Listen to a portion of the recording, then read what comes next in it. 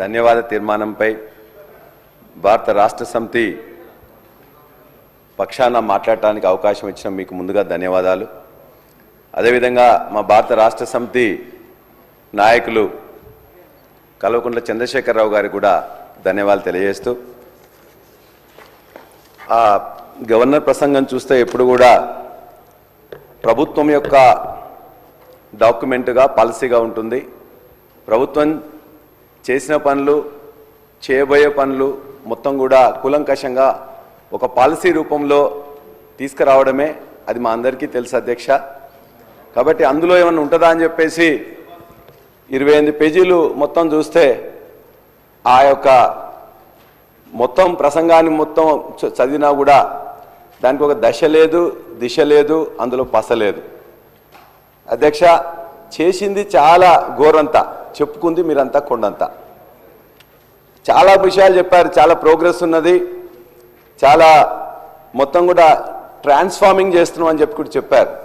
ఖచ్చితంగా ట్రాన్స్ఫార్మింగ్ చేస్తున్నారు, కానీ నెగిటివ్ డైరెక్షన్లో చేస్తున్నారు అధ్యక్ష, పాజిటివ్ డైరెక్షన్లో కాదు. ప్రభుత్వం ఏర్పడక ముందు పార్టీలు ఖచ్చితంగా తమ యొక్క హామీలు ఇస్తుంటాయి.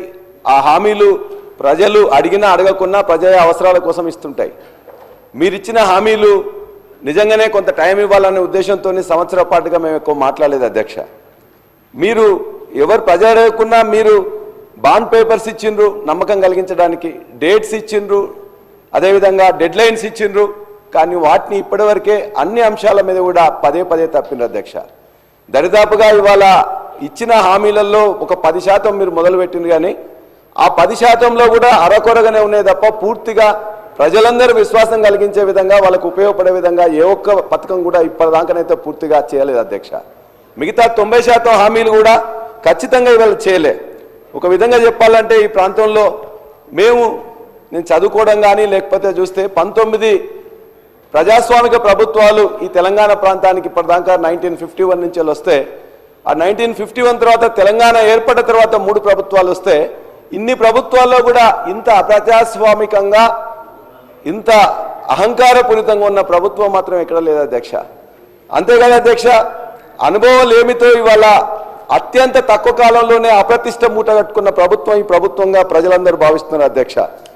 అంతేకాదు అధ్యక్ష, ఇవాళ అనేక హక్కులను ఎవరైనా నిజంగా ఈ పని చేయలేదని చెప్పేసి ఎక్కడ ఎవరన్నా అడిగితే, గ్రామాల్లో కరెంట్ రాలేదనో, పంట ఎండిపోతుందనో ఎవరైనా జర్నలిస్టులు పోయి అక్కడికి అడిగినట్లయితే ఆ జర్నలిస్టుల మీద కూడా కేసులు పెట్టే, మహిళా జర్నలిస్టుల కేసులు పెట్టే దుస్థితి మాత్రం ఏనాడు ఏ ప్రభుత్వంలో రాలేదు అధ్యక్ష. ఇవాళ ఫీ రియంబర్స్మెంట్ ఏమని అంటే కొట్లాట, సర్పంచులు పెండింగ్ బిల్లులు ఏమంటే కూడా ఇబ్బంది అధ్యక్ష.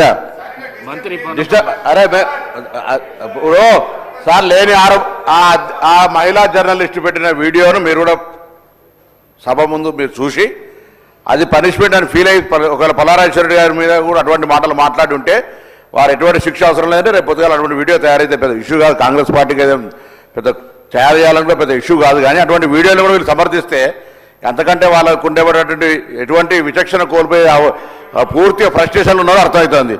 అనుభవం గురించి మాట్లాడుతారు. ఎవరికి అనుభవం లేదు అధ్యక్ష? కాంగ్రెస్ పార్టీకి అనుభవం కావాలా?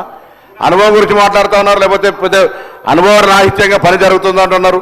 14 సంవత్సరాల మొత్తం అణిచివేతకు గురైనాడు. ఎక్కడ అణిచివేతకు గురైనాడు అధ్యక్ష? ప్రజాస్వామ్యమే లేదని చెప్తా ఉన్నారు 14 సంవత్సరాలు. ఇటువంటి పద్ధతి మాట్లాడితే నేను దయచేసి సభకు సంబంధించి గవర్నర్ గారి ప్రసంగం మీద వారు చెప్పమనండి. వారికి విమర్శించదలుచుకున్నది మేము నెగటివ్ రోడ్లో పోతున్నామంటే మాకే అభ్యంతరం లేదు. గవర్నమెంట్ మేము 14 నెలల్లో మేము ప్రభుత్వం దిశ వేరుగా పోతా ఉన్నది, అవన్నీ మాట్లాడుకోండి. కానీ ఒక మాకు జర్నలిస్టు అంటే గౌరవం ఉంది. జర్నలిస్టులకు కాంగ్రెస్ పార్టీకి సంబంధించి ఎన్నడూ కూడా మేము అట్లా సొంత పత్రికలు సొంత టీవీలు పెట్టుకోవాలని ప్రయత్నం ఎన్నడూ చేయలేము. మేము జర్నలిస్టుల మీద విశ్వాసం అనేది మంచి రాయాలి, చెడు రాయాలని. ఇక అంత పూర్తిగా భాష మరందరికీ ఒకసారి వీడియో చూస్తే ఆ భాషను ఎవరు వ్యక్తిగతంగా ఎవరి గురించి మాట్లాడుతున్నారు ఆ భాషను చూసినట్టయితే మీరు సమర్థిస్తే సభ్యులు ఆ జర్నలిస్టుకి మద్దతుగా మాట్లాడినటువంటి మాట ఉపసంహరించుకోమని చెప్పి కోరుతాను ఈ సందర్భంగా.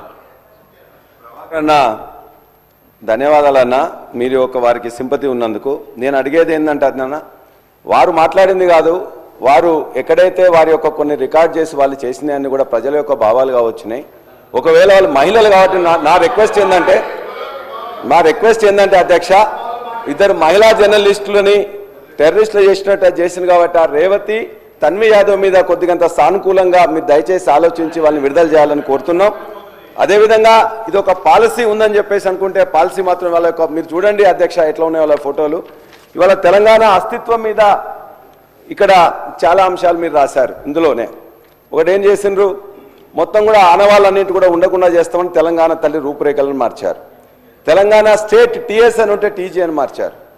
ఇవాళ లేటెస్ట్గా గవర్నర్ గారి ప్రసంగం చేసిన రోజునే వాళ్ళు ఇవాళ ఒక ఎడ్యుకేషన్ డిపార్ట్మెంట్ రిలీజ్ చేసింది అధ్యక్ష లోగో. ఆ లోగోలో ఇప్పుడు ఇంతకుముందు ఎప్పుడైతే కాకతీయ కళాతోరణాన్ని చార్మినార్ని తీసేస్తామని చెప్పేసి అంటే ఆనాడు ప్రజలందరూ అదేవిధంగా మేధావులు అందరూ కూడా చెప్తే దాని మీద వెనక్కి తగ్గినట్టు తగ్గింది. కానీ ఇవాళ మరలా దాన్నే ఇవాళ